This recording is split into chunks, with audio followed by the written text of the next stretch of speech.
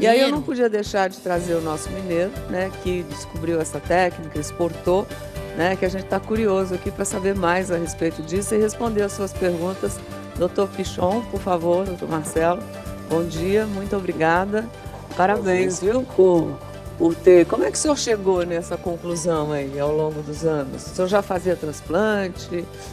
Eu faço transplante há 22 anos. Eu sou cirurgião plástico e eu resolvi me dedicar exclusivamente ao transplante de cabelo. Eu fui para os Estados Unidos e busquei conhecer os lugares mais avançados e acabei me especializando em transplante de cabelo e me dedicando exclusivamente a isso. O transplante de cabelo, a partir de 1991, mudou muito com uma tecnologia que um cirurgião americano chamado Dr. Bob Limmer desenvolveu, que ele introduziu o uso do microscópio na cirurgia.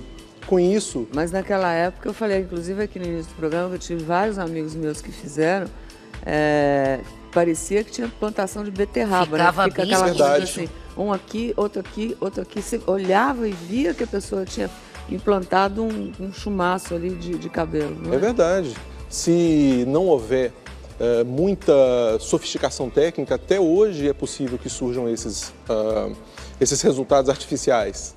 Mas foi exatamente em 91 que o Dr. Bob Limmer, um cientista americano do Texas, resolveu introduzir o microscópio para poder separar cada fio de cabelo, chegar na unidade mais elementar e com isso atingir naturalidade.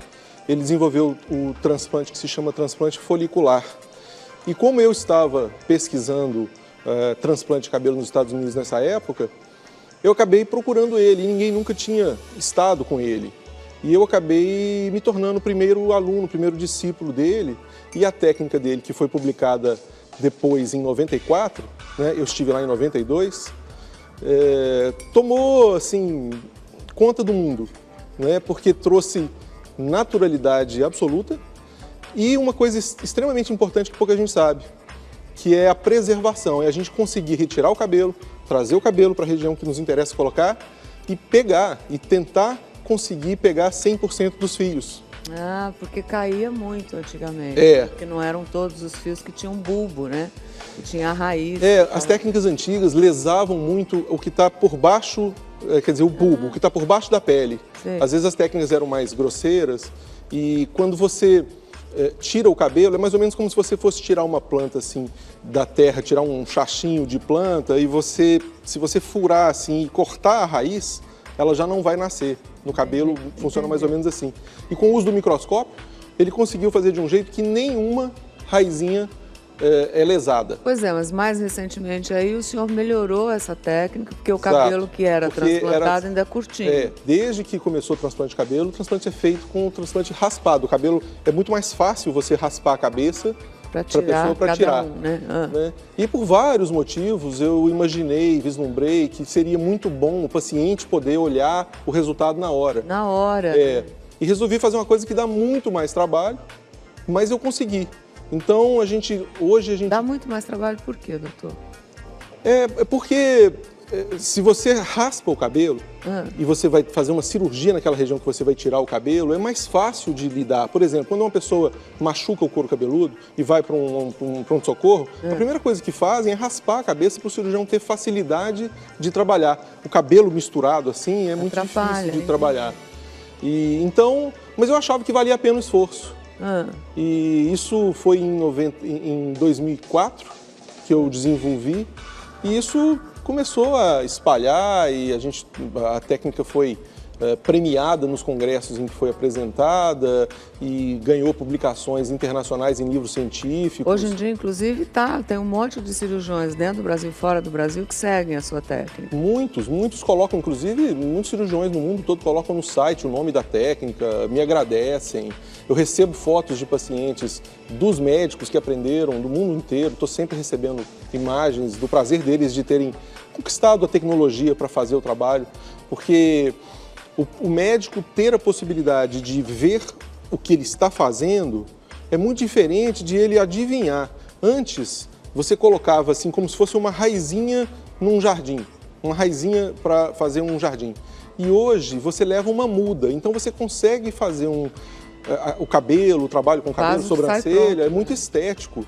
Então, se a gente comparar assim com uma plantação, alguma coisa, a gente pode comparar com um jardim ornamental maravilhoso igual esse seu aqui, né? Muito obrigada. Então, quando você está vendo como você está montando aquele jardim com as mudas, a precisão que você conquista é muito maior. O fio fica no lugar certinho, seja fica do pro jeito cabelo, que ele vai nascer. Entendi. E você vê também, você não está levando uma semente, você está levando um fio defeituoso, um problema, você vê na hora. Você não espera um ano para ver o que vai acontecer. Né? Você já faz as alterações, os ajustes que precisa fazer na hora da cirurgia. Inclusive, se em casa vocês tiverem alguma pergunta, pode entrar no meu Instagram, a gente recebe aqui, tem gente monitorando o tempo inteiro, é @AnnaMaria16, @AnnaMaria16, ou pode entrar nas nossas redes sociais, que chega aqui a sua pergunta. Site, SMS, pode mandar. Pode mandar onde você quiser. Nós recebemos uma pergunta agora de uma internauta, que é a Nildes.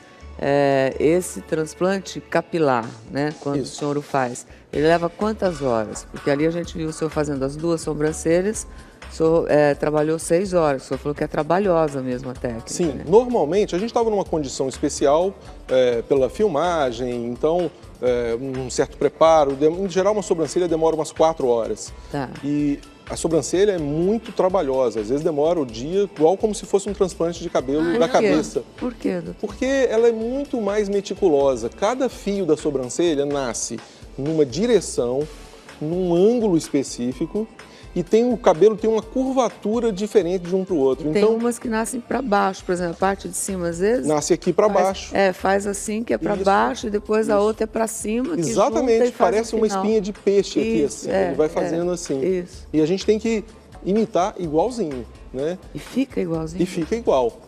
Às vezes, alguém, por causa de uma reação da forma da pele cicatrizar, pode ter um fio que, em vez de nascer totalmente plano, isso é o difícil na sobrancelha, você conseguir fazer o cabelo absolutamente plano. Abaixar, né? Abaixadinho, sem ter que educar. Né? Então, uma outra pessoa pode ter uma variação de uns 15 graus de variar, o que a gente colocou, mas ainda assim isso fica ótimo e numa situação extra, rara, incomum, que nasça um pouco mais, ele vai sendo educado. Tá. E para o implante capilar depende da área? E o transplante capilar depende da área, mas dura de 6... O senhor viu, por exemplo, a área árida do louro ali, né? que a gente... Está desmatado. O senhor chegou a ver a imagem não tá mal, não. que nós colocamos? Não, vou mostrar para o senhor. Não tá mal?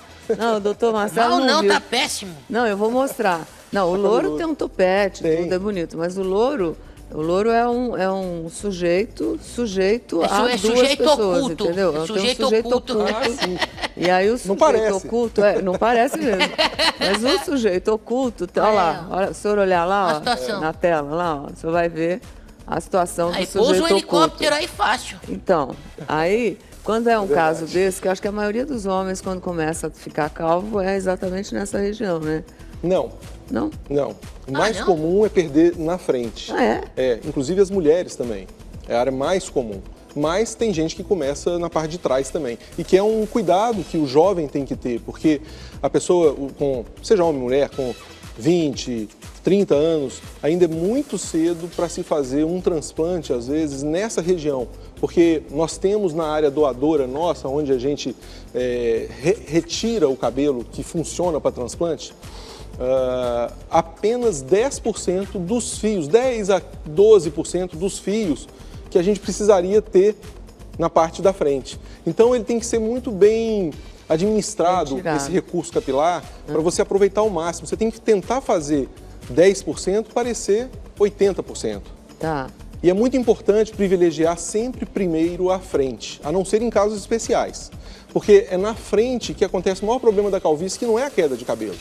Inclusive eu tenho uma imagem aí que mostra uma paciente, logo depois do transplante, do implante, né?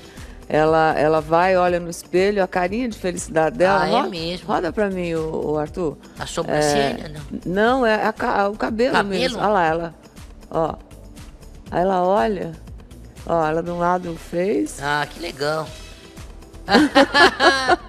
É legal essa satisfação, né?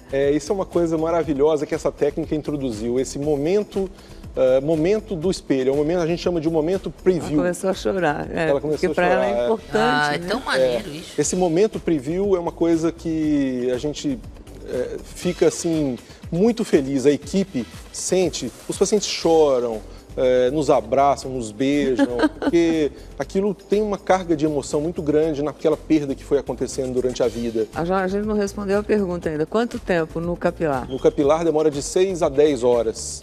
E o senhor faz Nossa. tudo numa sessão só? A gente faz tudo numa sessão só, mas essa sessão pode ser repetida.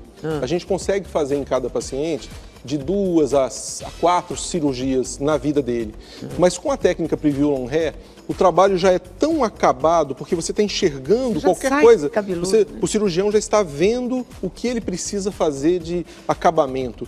Então, mesmo que o paciente faça uma cirurgia só, que dura praticamente um dia inteiro, a pessoa almoça na clínica, no meio, O senhor vai parando. a gente vai parando para ser uma coisa que o paciente sinta que ele não tenha nenhum obstáculo para ele voltar o dia que ele quiser fazer uma nova cirurgia. E realmente a gente consegue fazer com que o paciente se sinta praticamente num spa, apesar de toda a estrutura médica, anestesiologista, os equipamentos, parece um spa.